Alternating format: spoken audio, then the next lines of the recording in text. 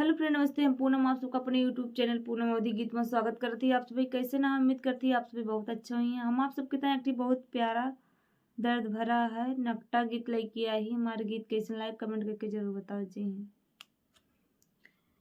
कि छुट्टी जई है पापा कैया गनवा सजन लाई जई है गावनवा। छुट्टी जई है पापा कैया गनवा सजन लाई जई है गावनवा। घरवा में मम्मी रोई दुआरा पे पापा। घरवा में मम्मी रोई दुआरा पे पापा। रोई रोई करई कन्यादानवा सजन लाई जई है गावनवा। रोई रोई करई कन्यादानवा सजन लाई जई है गावनवा।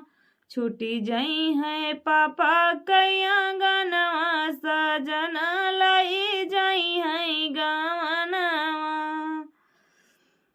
हर घरवा में चाची रोए दुआरे पे चाचा। घरवा में चाची रोए दुआरे पे चाचा। रोई रोई करई कन्यादानवा सजन लाई जई है गावनवा।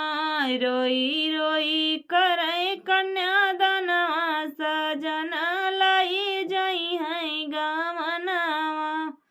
छुट्टी जई है पापा कैया गनवा सजन लाई जई है गावनवा। हर घरवा माँ भाभी रोई बहरे जे भैया।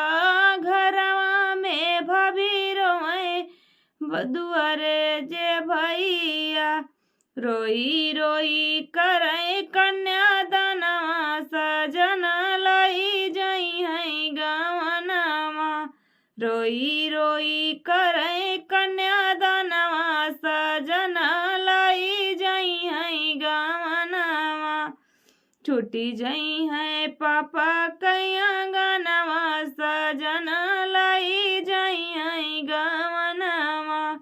छुट्टी जई है पापा कैया गनवा सजन लाई जई है